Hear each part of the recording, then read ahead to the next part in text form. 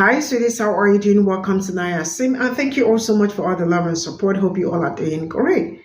So, you all remember there is a particular white woman who actually disrespected black women, black people on TikTok, right? So, the one with bad fringe.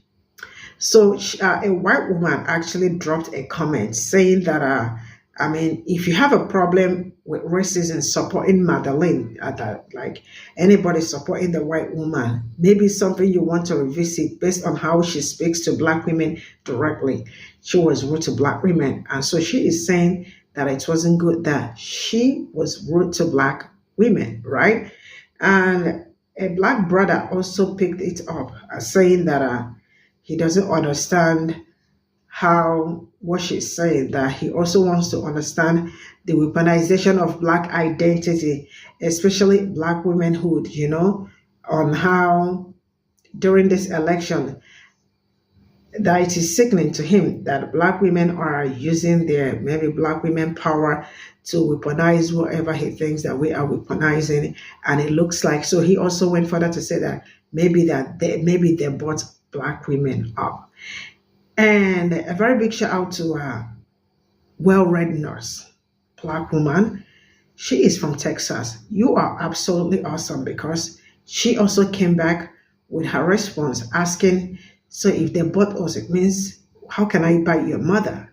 Right? You know what? Let's get into this video. I want to talk about the weaponization of the black identity, more specifically black womanhood, that Democrats are taking part in during this election. Because it's almost getting sickening the lengths people are going to justify their vote. And I'm going to be using this woman's comments to display what I don't like about it and why I think it's being perpetuated. I got this really condescending comment on my last post. It goes, hey, if you have a problem with racism, duh, supporting Madeline may be something you want to revisit based on how she speaks to black women directly. And shout out to this commenter, Miss Simone, for having the patience where I did not. She responds, he definitely needed a white woman to teach him this. Good job. The white woman then responds, respectfully, if I watched the video, blah, blah, blah, blah, blah, blah. Miss Simone responds again, he saw the video.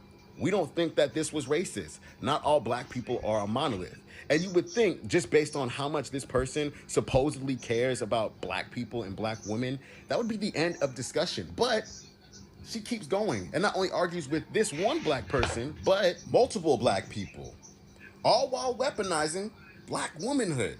At one point in time, she actually starts tagging black content creators to come fight her battles for her like they some Pokemon. Outside of hundreds of years of manifest destiny, posts like this are why that white woman thinks she could speak on the black experience, something this creator and that white commenter swore Madeline was doing. Finding out that this is the interaction that got Madeline labeled a racist gave me secondhand embarrassment.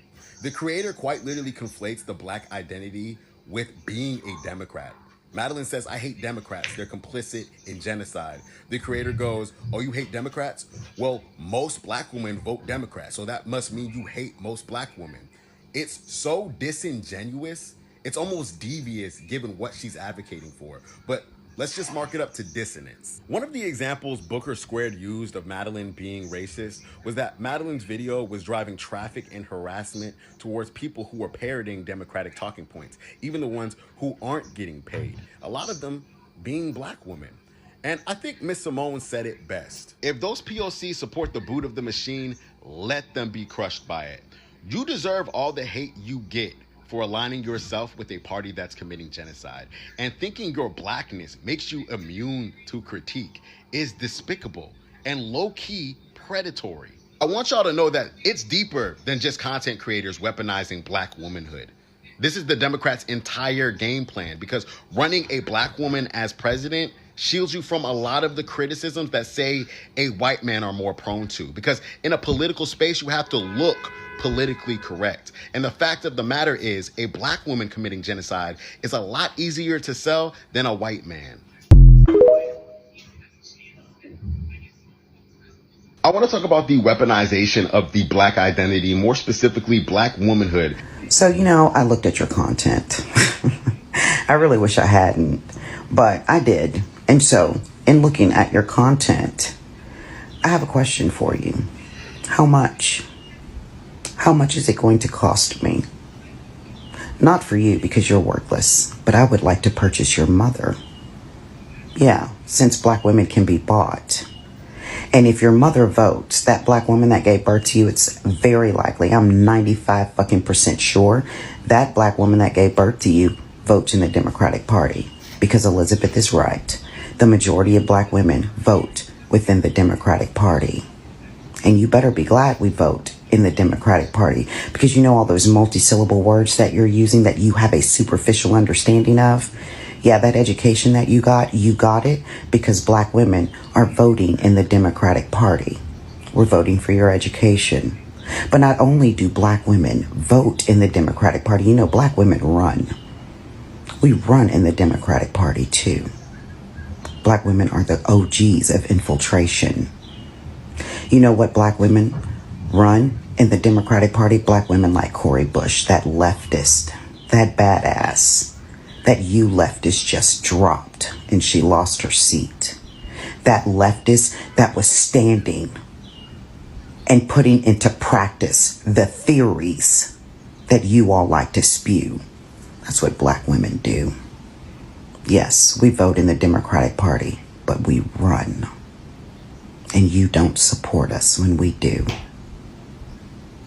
So yeah, I would like to buy the matriarch in your family, the real powerhouse, because it ain't you.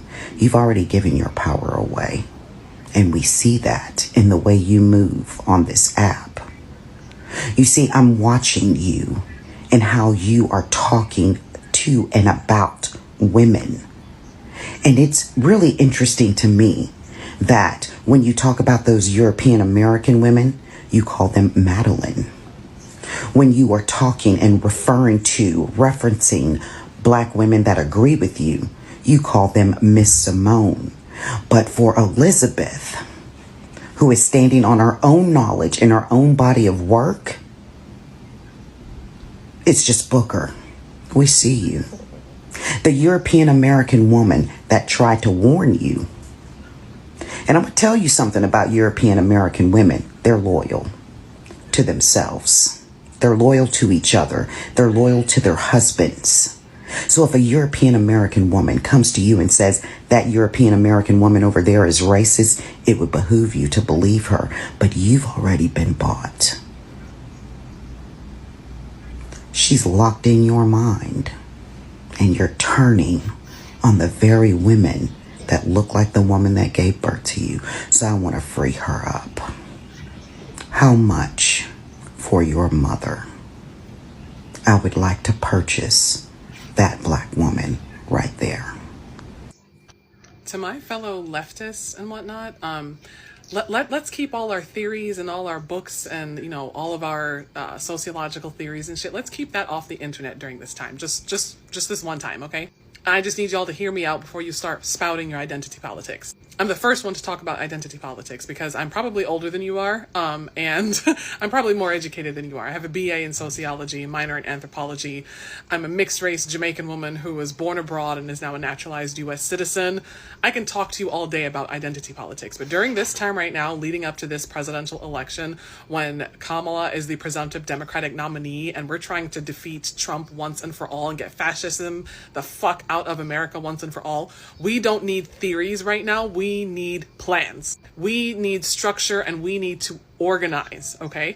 And this is where a lot of like leftist communities like separate. Because so much of our approach to politics is apathy.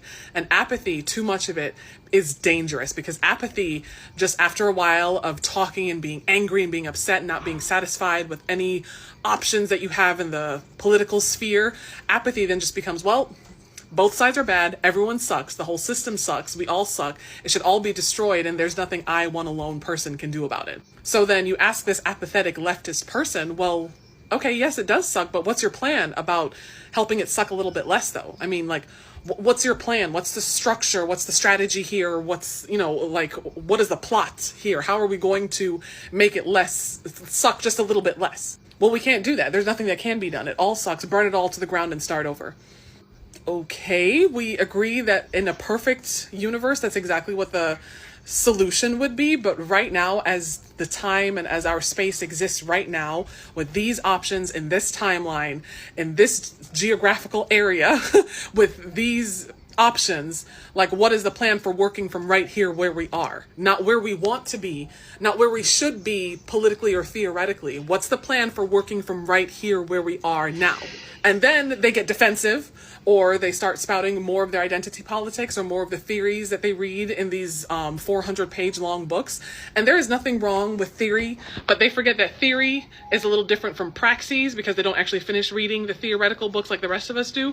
And that theory is supposed to be a tool that you use in real life, right? And like most tools, the way that it's supposed to work and the way that it actually ends up working often don't align. So that's why you see them here on social media, getting on their high theoretical horses, talking down to the rest of us who, for once or for the first time in a long time, actually feel hopeful going into a US presidential election. We actually feel like we might even have a chance. And I guess, fuck the rest of us for having hope, for having that belief that our voice, that's what we can say and what we can do, can make a change. Fuck us for believing that, right? Because yes, we understand that both political parties are nothing but corporate shills. Yes, we understand that they answer to corporate interests. Yes, they're both bad. We understand that. But which candidate, which political party would it be at least slightly easier to work with to getting to that perfect world? You see what I mean? Then they never have a response to that. When you ask them, well, how do you think you'll get to your ever perfect world if someone like Trump gets into office because you and your friends didn't feel like voting, right? What will happen to foreign policy? What will happen to Palestinians in Gaza? What will happen to women? What will happen to LGBTQ people if we let all of our theories just stay in our head and don't actually take any action because, well, I don't like the world the way it is and I think it should be better, and since it's not the way that I want it to be right now, I'm just not going to do anything. Like, you sound like a fucking child. We're grown, we're adults. This is the real world. We have to work with it the way it is now and then still work to change it to be better. You realize that, right? So it's not going to be like an overnight thing. It's not going to be like this instantaneous thing and all your theories will just come spring to life. This is not how it works. Oh, well, now you sound like them. Now you sound like a sellout. Now you sound like you're buying into it. Go ahead and call me all those names. All I know is that the way that I am going to vote and the way that I am going to organize my communities is actually going to be what leads to change. Not just sitting here on the internet and arguing with people on Twitter and TikTok and Facebook and not doing anything fucking else. Because all these same theoretical leftists, after they're done arguing with you on social media, they don't donate to any relief funds. They don't call their representatives to raise hell when they don't like how a particular policy is going. They don't take to the streets to protest. They're not the folks that you see building community around them with, providing financial resources or providing communal resources to people around them. These same leftists are people who walk right past homeless people on the street and don't reach into their pocket to give them anything. These same leftists are actually extremely judgmental and believe that their theories and all of their readings and whatnot, those theories and having that knowledge by itself is what qualifies them to be good, and they don't have to actually practice good works to be good. So yeah, I'm smarter than you and I can use more big fancy words than you, and I have a bigger physical library than you, and that's all I need. And you're over there, you're believing in this system, you still believe that it can work, and you're just buying into, both sides are bad, this is the lesser evil. That's all good in theory. In practice, I ask you one more time, what is your plan? And the plan can't be, oh, we're just going to go burn it all down, because not enough of us have arrived at that place yet where burning it down would work. And then even after it's burned down, what's the plan from there? If you actually studied history, you would know that after revolutions happen are actually some of the most dangerous times for marginalized people, because there's nothing but anarchy, right? So what's your plan to address that? Or is it just going to be more theory? So leave the rest of us alone, especially those of us who are marginalized, those of us who are women, those of us who are foreigners, those of us who are LGBTQ+, those of us who have marginalized identities, those of us who are disabled. Leave the rest of us alone for organizing around the candidate that we think would be just a little bit easier to work with in this difficult time. And leave us alone for having just a little bit of hope that we can actually do some change. You go over, sit in your corner with your books. Make sure you vote for blue, for Kamala. But after you do that, then you can go back in your corner and sit with your books and shit like that, and scroll past all the GoFundMe links on your Twitter page and scroll past all the abortion relief funds on your Twitter page and not help anyone in your actual community, since that's what makes you so fucking radical. This is all I got from this video, and the truth is that it's really been It's really been a whole lot of tension, especially on social media, going back and forth. And some people do not want to understand that there is a reason for some certain things, but I leave everything for everybody. People have their own reason for doing whatever they are doing. And okay, you all remember that, there has been a woman trending on everywhere because they feel like they can talk to black people, or according to them, they also cannot. They say they can't criticize black people because they feel like, that they are everything, and knowing fully well that they do not support black women. So if you do not support me, what do you have to criticize? Because you all already know that, we are having that, I don't want to call it conflict, or we do not agree, right? But you all still have something to say about us, even when black people did not even bother them and the rest of it. I understand that when it comes to politics, everybody must not agree, and we can agree to disagree. And that is something I believe when it comes to politics, right? But this time around, it is no longer when you can agree and disagree and still be friends. And no, it is like really going crazy this time around. So the white woman that dropped the comment, I am sure she knew what she dropped, right? Because the person that made the video, the first person that started the whole conversation, like white women telling black people, this is what you are supposed to do, this is not what you're not supposed to do, actually came out to tell this young man that, for that white woman to talk to black women like that, that it is not right. For him, he doesn't want to hear, because it looks like black women and black men do not agree when it comes to, not all of them, some of them, right? They have this tension going around them and all that.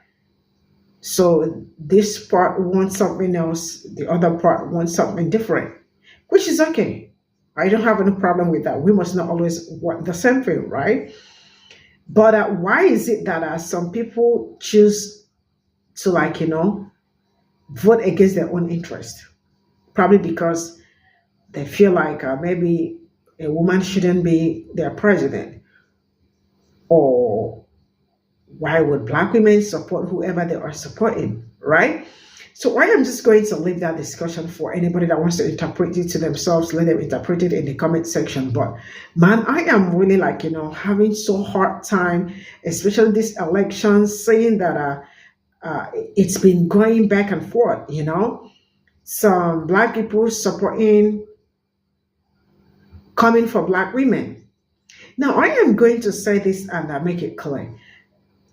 It is not okay for a white or anybody or a brown person coming out to tell people this is what they are supposed to do, especially when it comes to politics. It is not okay, especially when you people are the ones that do not understand what black people go through, or you are not in black people's shoes. You don't know what they go through. You do not understand their struggles, or majority of you see their struggles, but you don't want to even look into it. You don't want to identify with it because it is none of your business, because you don't live that struggle, right? And then for that reason, whatever you feel or however you cry or however you do, it's your problem, because it is not them. And it can never be their problem. And that is something that I know for sure. Black women have been fighting so hard, or black people in general have been fighting so hard to make sure that things get easier and better, because you all already know where you all are coming from and where you are going to. So for this well-read black nurse, shout out to her. Whatever she responded or whatever she said was from what this young man said, because it looks like everybody's saying black women were bought, right? And I really do not understand the idea of people thinking that black women were bought. Like, bought with what? Like, with what? Is it with cow or with houses and all that? I don't get it. But some of them do not understand that most of everything the white black women are fighting for is also in their own interest. But I am sure they are not saying that, and also they do not want to say it. I remember that I saw a video yesterday where a black man was asking, with all the policy they laid out for black men, which I say that it is really a sweet policy, because they've been saying, what do you have for us? They've been saying that, what do you have for us? We can't see your policy. So the policy came out and they said, you have to forgive child support for black men. And I am sure our ancestors will be turning in the grave. Like, look at the people who fought so hard for, and look at what they are doing. But it is what it is. So interpret this anyhow you want to interpret it. And let me know in the comment section. See you all in my next video. Bye for now.